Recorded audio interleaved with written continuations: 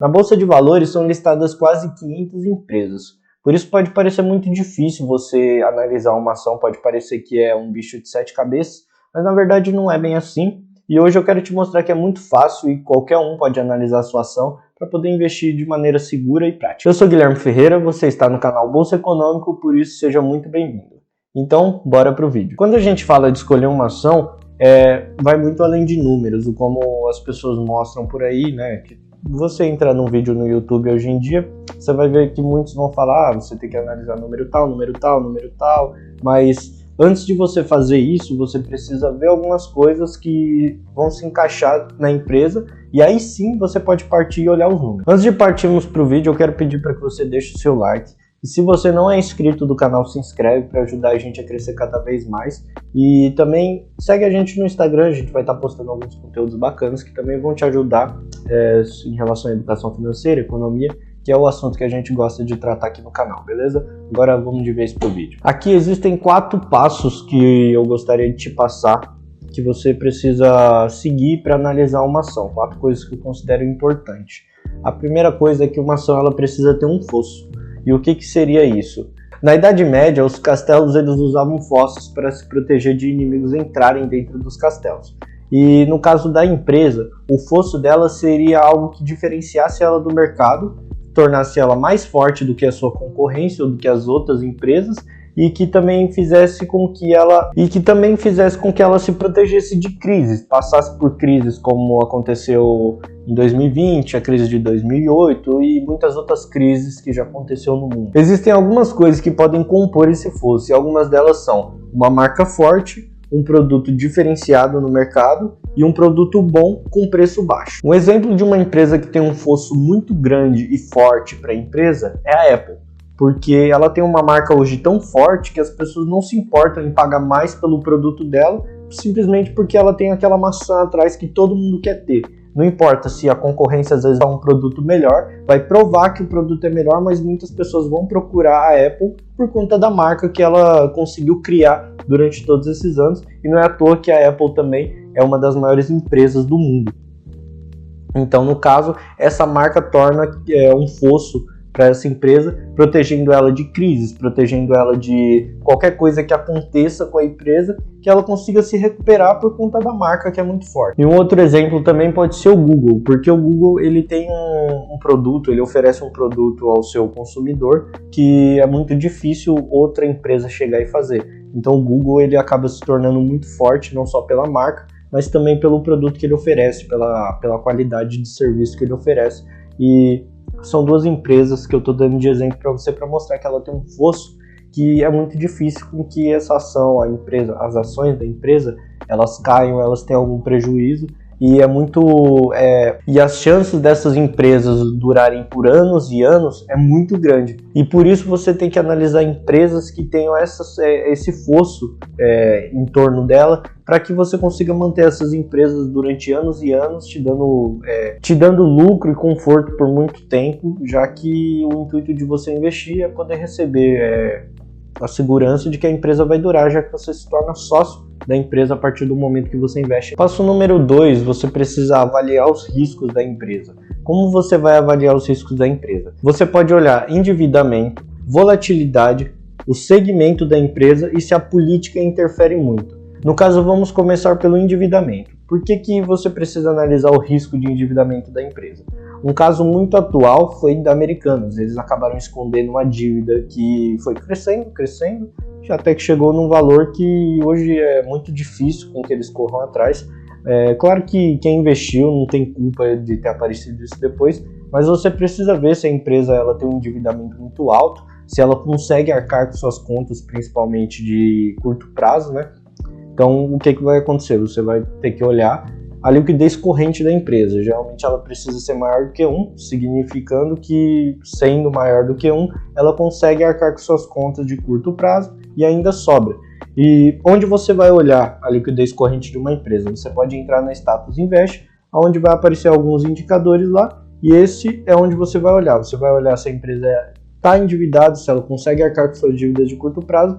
Isso é muito importante, porque uma empresa que deve, ela acaba quebrando. Existe também um risco de volatilidade, mas isso, dependendo da forma que você analisa a empresa, ele não é tão importante, mas é uma coisa que deve se ver. Risco de volatilidade é o quanto ele se movimenta durante os dias, durante os meses.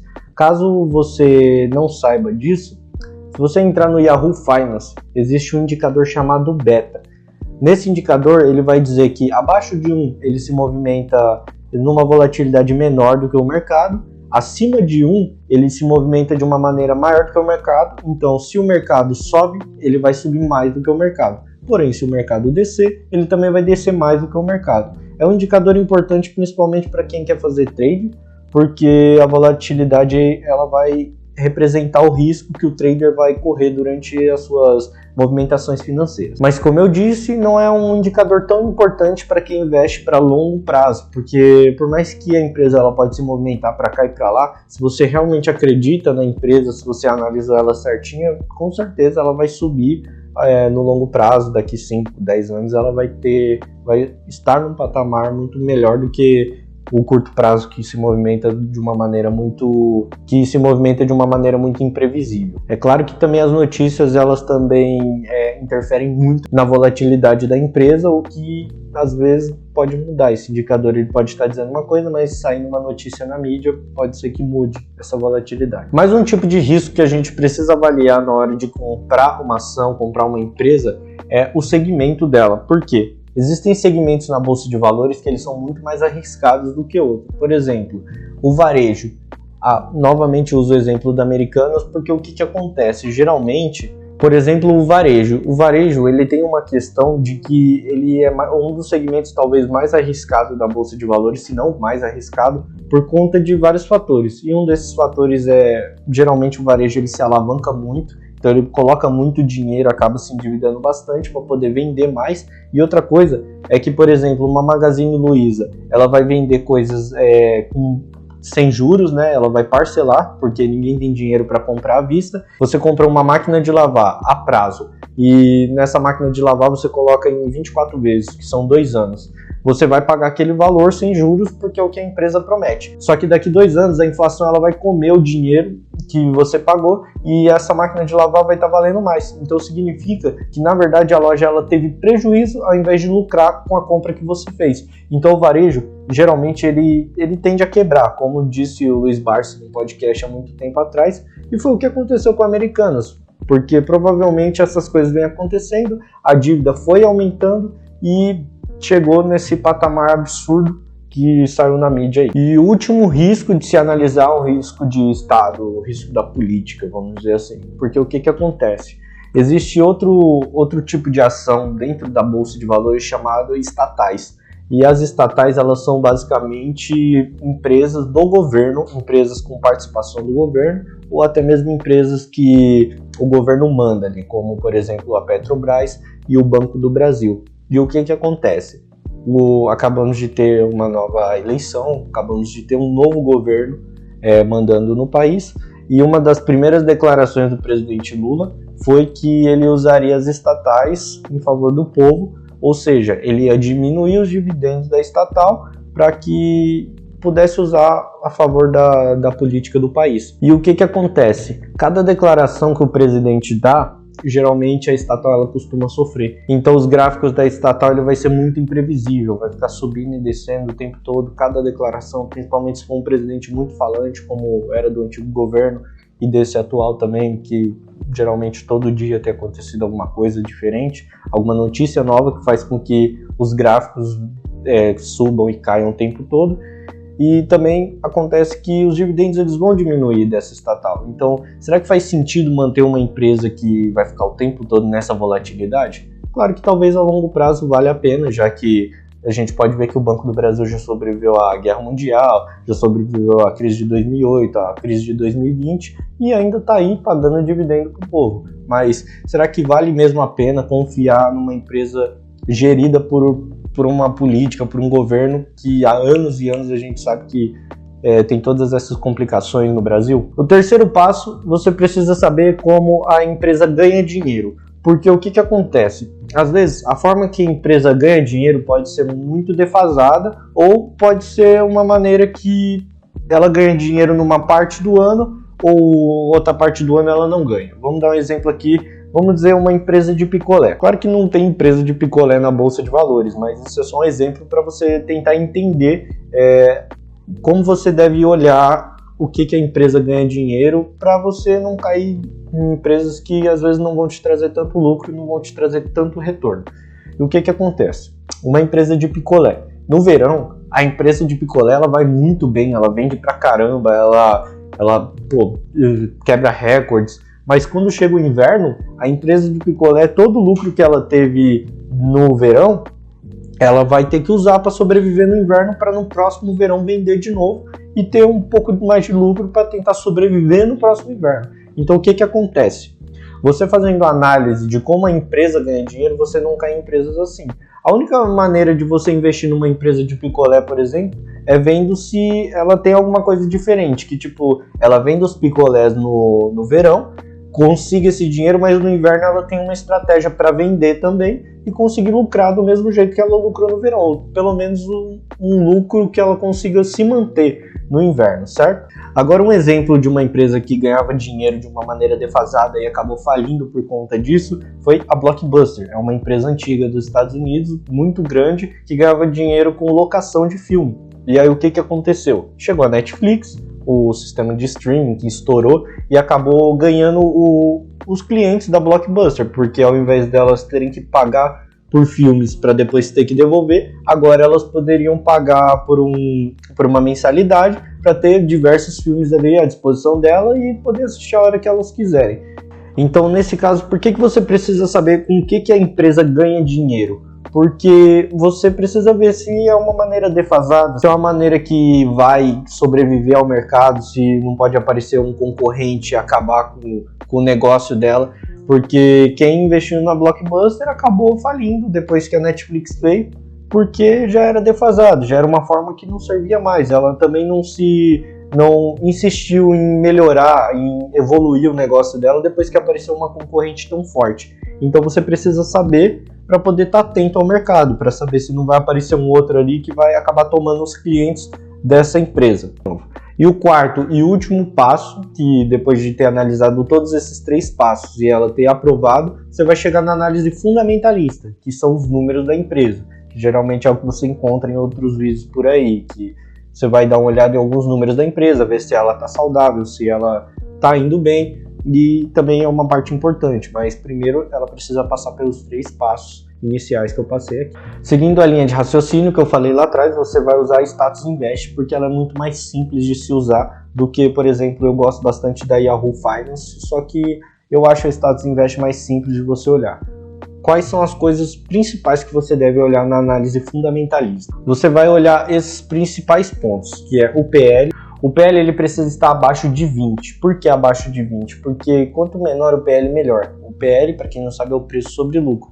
Então, quanto menor o PL, significa que mais barato ela vai estar. Quanto maior, mais caro. Claro que você vai encontrar algumas empresas de tecnologia que vão ter um PL muito alto, ou você pode encontrar algumas empresas com PL negativo, que aí vai significar que ela não está tendo lucro, porque o preço dela não pode ser negativo. Então, quando o PL é negativo, a empresa não está tendo lucro. Uma outra análise que você precisa fazer é do ROI. O ROI ele precisa ter mais de 15%, de 12% a 15% ali, acima disso é uma empresa que está indo bem, que está saudável. Mais uma, como eu disse anteriormente, seria a liquidez corrente. A liquidez corrente ela vai medir se a empresa ela está pagando suas dívidas de curto prazo. Então, abaixo de 1 significa que ela não consegue pagar as dívidas de curto prazo que ela tem.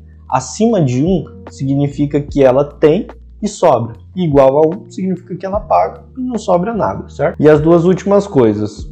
A primeira, se você é uma pessoa que procura ações de dividendos, olhou toda essa análise fundamentalista, olhou a maior parte das coisas, ela está uma empresa saudável, ela consegue pagar suas dívidas, ela está barata, ela consegue usar o dinheiro dos investidores e o seu próprio recurso para trazer retorno à ação, beleza. Ela também gera lucro, que é uma coisa importante, a empresa ela não pode estar dando prejuízo, então você tem que olhar sempre se ela está gerando lucro. Tem um livro chamado O Investidor Inteligente, de Benjamin Graham, que ele diz que você não pode investir numa empresa que não gera lucro.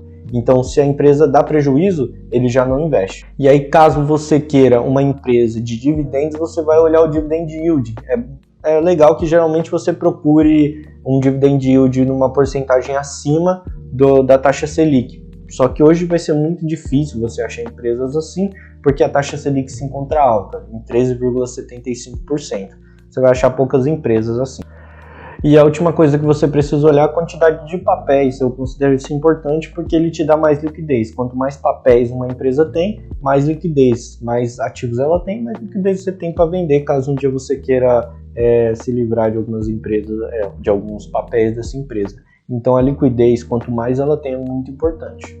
Claro que esses são pontos básicos de análise fundamentalista que você vai fazer numa empresa. Tem muito mais coisas que você pode olhar. Eu vou fazer um vídeo explicando melhor de análise fundamentalista para que você possa analisar uma empresa de uma maneira mais agressiva, digamos assim, nos números dela. Depois de você fazer tudo isso que eu disse, todos esses passos, e chegar na análise fundamentalista, tem alguns números que você precisa olhar. Mas esses que eu passei aqui agora são os mais básicos e também alguns mais importantes que você precisa ver.